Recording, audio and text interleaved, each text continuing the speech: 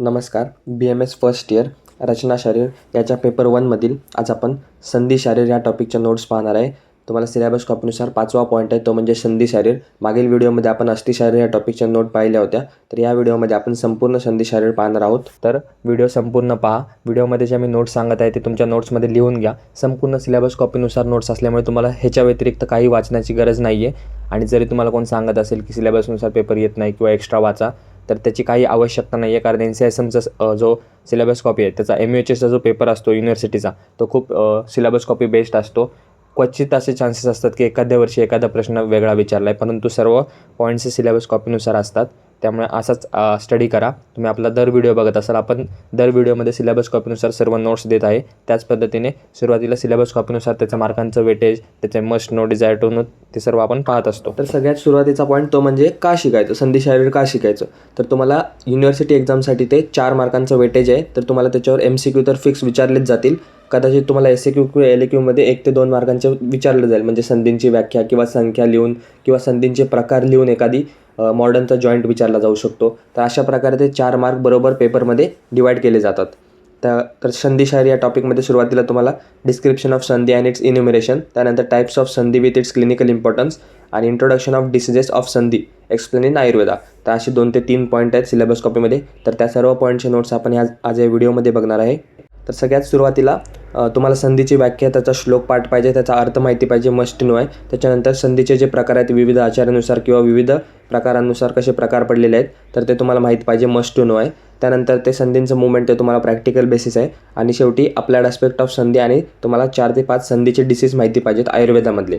तर तो Dzire to नोचा point आहे. तरी पण मी तुम्हाला नोट्स देत आहे, तुम्ही ते एकदा वाचून घ्या. डिझायर टू नोवर तुम्हाला कदाचित SAQ विचारू शकतात, पण असे खूप पॉईंट आहेत डिझायर टू नोचे, त्यामुळे ह्याच्यावरच SAQ येईल असं सांगता येत नाही.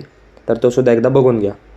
तर संधी शारीर त्याची व्याख्या, येन अस्थिपर्वाणी वा संजयोते संधिबंधे स अवयवविशेष संधी इति उच्यते. तर हा श्लोक तुम्हाला पाठ पाहिजे. तसंच जसं मी बोन्समध्ये म्हणजे अस्थिमध्ये तुम्हाला सांगितलं होतं, तो सुद्धा श्लोक तुमचा पाठ पाहिजे. कारण संधी आणि अस्थिचा आयुर्वेदिक पार्ट असा प्रश्न आहे जो तुम्ही मॉडर्नच्या LAQमध्ये लिहू शकता, जिथे तुम्हाला स्कोरिंग 2 ते 3 मार्क भेटू शकतात. त्यामुळे हे दोन्ही एक पेजचे आन्सर तुम्ही पाठ करून ठेवा. 2 किंवा त्याहून अधिक अस्थिचे टोक म्हणजे अस्थिपर्व ज्या ठिकाणी एकत्र येतात त्याला आपण संधी असं म्हणतो. म्हणजे 2 किंवा 2पेक्षा अधिक अस्थिंचे टोकं जिथे एकत्र येतात त्याला संधी असं म्हणतात. तर ही झाली संधीची सिंपल व्याख्या. त्यानंतर नेक्स्ट संधीचा दोष संबंध. तर हे जे छोटे छोटे पॉईंट आहेत ते तुम्हाला LAQमध्ये लिहिण्याला उपयोगी पडतील. जेव्हा तुम्हाला एखादा मॉडर्नचा जॉईंट पडतो त्याच्या सुरुवातीला तुम्ही थोडंसं हे लिहिणं आवश्यक आहे. दोष संबंधामध्ये कफदोष, श्लेषक कफ असतो संधींच्या ठिकाणी. त्यानंतर स्त्रोतस, मज्जा व स्त्रोतस मूलस्थान आहे. त्याचे प्रकार, तुम्हाला हा प्रकाराचा चार्ट खूप उपयोगी पडेल. हालचाली 2 नुसार वर्गीकरण केलं आहे. पहिलं हालचालींनुसार, त्यामध्ये चेष्टायुक्त आणि स्थिर संधी. चेष्टायुक्तमध्ये परत 2, बहुचेष्टायुक्त आणि अल्पचेष्टायुक्त. त्यानंतर दुसऱ्या प्रकारे वर्गीकरण केलं आहे रचनेनुसार, म्हणजे अकॉर्डिंग टू द स्ट्रक्चर. पहिलं होतं ते हालचालीनुसार होतं, म्हणजे अकॉर्डिंग टू द मुवमेंट्स. आणि रचनेनुसार म्हणजे स्ट्रक्चरनुसार. तर स्ट्रक्चरनुसार त्याचे 8 मेन प्रकार सांगितलेले आहेत. कोरसंधी, उदुखल संधी, सामुगत संधी, प्रतर संधी, तुन्नसेवनी, वायुस्तुंड, मंडल आणि शंकावर्त. ह्याची 8ही नावं तुमचे तोंडपाठ पाहिजेत. तर ह्याचं एक्सप्लेनेशन आपण पुढे बघणार आहे डिटेलमध्ये. जसं मी तुम्हाला मागे सांगितलं की अस्थिसंधींचे प्रकार आपण डिटेलमध्ये बघणार आहे.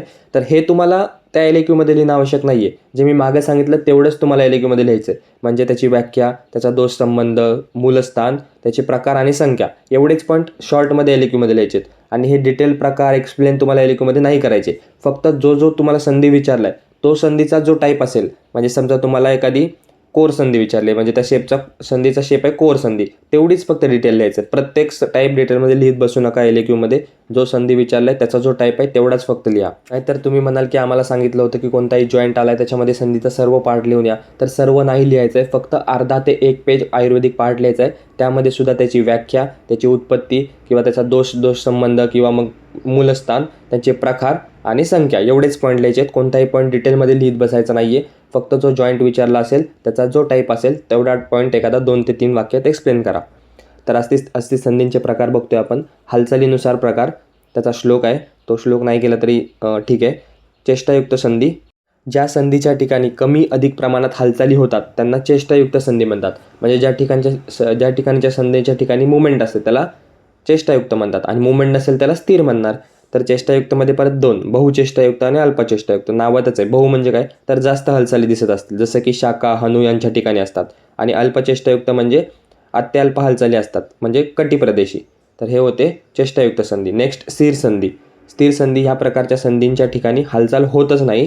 चेष्टायुक्त संधी सोडून सर्व संधीचे प्रकार हे स्थिर संधी असतात. त्यानंतर आकारानुसार अस्थिसंधी प्रकार. आकारानुसार जे अस्थिसंधीचे प्रकार आपण 8 पाहिले होते, तर त्याचं आपण थोडं डिटेलमध्ये बघूयात. हा श्लोक जर पाठ होत असेल तर पाठ करा, ह्याच्यात काय नाही, 8 नावच आहेत. त्यामध्ये कोरसंधी, घराचा दरवाजाप्रमाणे ह्या संधीची रचना असते. साधारणपणे शाखेमध्ये ह्या संधी असतात. त्यानंतर उदाहरणार्थ मणिबंध संधी आणि गुल्फ संधी. आता मी तुम्हाला शॉर्टमध्ये सांगतो की प्रत्येकामध्ये काय लक्षात ठेवायचं. ज्या संधीचं नाव, त्याचा किंवा रचना कशी असते किंवा कोणाशी कंपेअर केली आहे, त्याच्यानंतर ती बॉडीमध्ये कुठे असते त्याचं एक्झाम्पल. त्यानंतर उदुकल संधी. उखळ व मुसळाप्रमाणे याचा आकार असतो. एक अस्थिचा खोलगट भाग व दुसऱ्या अस्थिचा शिरभाग ते जॉईंट होतात. त्यानंतर सामुगत संधी. सामुगत म्हणजे संपुट किंवा पेटी. या संधी प्रकारात भाग घेणारे अस्थी भागांचे सांधायक पुष्ठा अल्पशा प्रमाणात नातेदार व उन्नतदार व उन्नतदार म्हणजे खोलगट आणि उंच असतात. उदाहरणार्थ अंशपीठ, गुद आणि नितंब. चौथा प्रकार आहे प्रतर संधी. 2 संधायक पृष्ठे समतल असतात व सरकण्याची गती होते. उदाहरणार्थ कशेरुका म्हणजे वर्टिब्रेमधील संधी ही प्रतर संधी असते. त्यानंतर नेक्स्ट तुन्न सेवनी.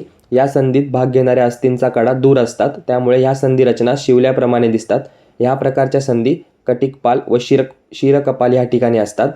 त्यानंतर नेक्स्ट टाईप आहे वायुस्तुंड. या संधीचा आकार कावळ्याच्या चोचीप्रमाणे असतो. उभयहनु संधी वायुस्तुंड प्रकाराची संधी होय, उभयहनु संधी. त्यानंतर मंडल संधी. या संधीच्या रचना गोलाकार असतात, गोल असतात त्याला मंडल म्हणतात. उदाहरणार्थ कंठनाडी, हृदय आणि नेत्र. त्यानंतर शेवटच्या संधीचा प्रकार आहे तो म्हणजे शंखावर्त. आता नावातच आहे, शंखाप्रमाणे दिसतात म्हणून त्याला शंखावर्त म्हणतात. उदाहरणार्थ श्रोत्र आणि शृंगाटक. तर हे होते संधींचे रचनेनुसार 8 प्रकार, ह्याची 8 नावं, त्याच्यानंतर त्याचा अर्थ आणि त्याचं एक्झाम्पल, एवढ्याच गोष्टी लक्षात ठेवा. त्यानंतर नेक्स्ट पार्ट आहे छोटासा, तो म्हणजे संधींची संख्या. जसं आपण अस्थींची संख्या पाहिली होती, तसंच संधींची संख्यासुद्धा MCQच्या दृष्टीने इम्पॉर्टंट आहे.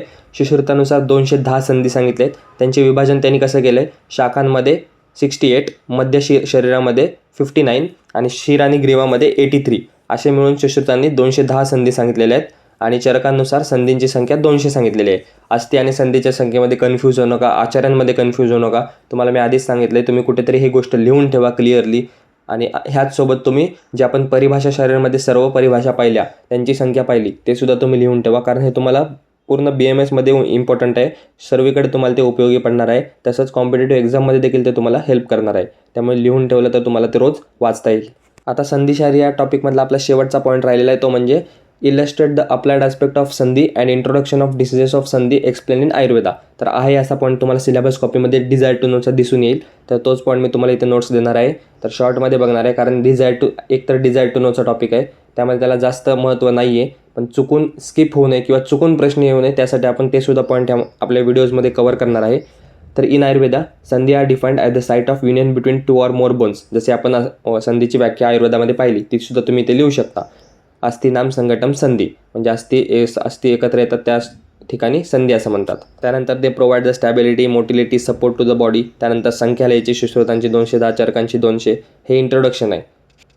Next applied aspect. आता संधींचा अप्लाइड ॲस्पेक्ट काय आहे, तर सुरुवातीला स्ट्रक्चरल इम्पॉर्टन्स म्हणजे रचनेनुसार त्यांचा काय इम्पॉर्टन्स आहे. ते मेंटेन करतात बॉडीचं पोश्चर म्हणजे स्थिरत्व देतात. हेल्प्स इन द लोकोमोशन म्हणजे गती, मुवमेंटसाठी. Provides the mechanical strength to the limbs. त्यानंतर फंक्शनल इम्पॉर्टन्समध्ये आपल्याला चालायला, पळायला, ग्रॅस्पिंग, त्यानंतर फ्लेक्शन, एक्सटेन्शन, रोटेशन अशा मुवमेंट्स होतात. त्यानंतर संधीच्या ठिकाणी श्लेष्मक कफ असतो, त्याच्यामुळे लुब्रिकेशन होतं जॉईंट्सचं, फ्रिक्शन प्रिव्हेंट करतं. क्लिनिकल इम्पॉर्टन्समध्ये काय आहे, संधी आर कॉमन साईट्स फॉर वाता डिसऑर्डर्स, डिजनरेटिव्ह डिसऑर्डर्स आणि इन्फ्लेमेटरी कंडिशन्स. हे संधीच्या ठिकाणी जास्त करून आढळतात. संधी आर प्रोन टू भग्न म्हणजे फ्रॅक्चर आणि संधी मोक्षण म्हणजे डिसलोकेशन म्हणजे संधींच्या ठिकाणी आपल्याला फ्रॅक्चर आणि डिसलोकेशन हे जास्त प्रमाणात दिसून येतं. त्यानंतर संधी रोग. आज थोडेसे संधी रोग बघूया. संधी रोग occur mainly due to the vata विशेषण म्हणजे वाताच्या दृष्टीमुळे होतात, sometimes associated with kapha and pitta. त्यानंतर संधी रोगांचं सामान्य निदान काय आहे. जसं जसं तुम्ही BMSमध्ये पुढे जाल तसं तुम्हाला खूप गोष्टी समजतील. जसं की वातव्याधी आलं तर कोणतेही वातव्याधी आले तर काय कॉमन लक्षणं लिहायची, काय हेतू लिहायचे. तर त्याचप्रमाणे सामान्य निदान असतं. अतिव्यायाम, अभिघात, अतिव्यवाय, वृक्षशीत आहार, वृद्धावस्था हे संधी रोगांसाठी कॉमन निदान आहे. त्यानंतर काही कॉमन संधी रोग आहेत आयुर्वेदामध्ये, जसं की संधिवात, वातप्रधान व्याधी आहे, डिजनरेटिव्ह जॉईंट डिसीज. त्याची लक्षणं काय असतात? संधिशूल, संधिशोथ, आटोप, प्रसारण आकुंचनामध्ये वेदना, त्यालाच आपण मॉडर्ननुसार ऑस्टिओआर्थरायटिस असं म्हणतो. त्यानंतर आमवात, आम व वाताची दृष्टी होते, सिस्टमिक इन्फ्लेमेटरी डिसऑर्डर आहे. त्यामध्ये लक्षणे संधिशूल, संधिशोथ, तीव्र शूल असतो, ज्वर, मॉर्निंग स्टिफनेस, त्यानंतर लॉस ऑफ ॲपेटाईट, आणि त्याला मॉडर्ननुसार आपण रिमॉटॉइड आर्थरायटिस असं म्हणतो. त्यानंतर वात व रक्ताची दृष्टी होते, त्याची लक्षणं रेडनेस, बर्निंग पेन, शोथ, शूल, सिव्हिअर टेंडरनेस, आणि त्याला आपण मॉडर्नमध्ये गाऊटशी कोरिलेट करू शकतो. तर ह्या होते काही कॉमन संधी रोग 2 ते 3. तुम्हाला जास्त सिलेबसमध्ये म्हणजे DKचा पॉईंट दिला आहे म्हणून मी तेवढं कवर केलेलं आहे. अजून 4-5 संधी रोग तुम्ही बघून ठेवा. तर या होत्या सिलेबस कॉपीनुसार संधी शरीर या टॉपिक संबंधित संपूर्ण नोट्स. सर्व नोट्स तुम्हाला दिलेल्या आहेत, आणि नोट्स जर तुम्हाला आवडत असतील किंवा सोप्या वाटत असतील, इझी असतील, ह्यामध्ये आपण कोणतीही बुकिश लँग्वेज वापरलेली नाही आहे, तुम्हाला एकदम क्लिअर टू अंडरस्टँड नोट्स आहेत. ह्या जर तुम्हाला आवडत असतील तर व्हिडिओला लाईक करा, चॅनलला सबस्क्राईब करा, तुमच्या इतर मित्रांमध्ये शेअर करा. तसंच तुम्हाला कोणत्याही BMS फर्स्ट इयरच्या कोणत्याही विषयाच्या कोणत्याही टॉपिकच्या नोट्स पाहिजे असतील तर तुम्ही नक्कीच कमेंट करू शकता.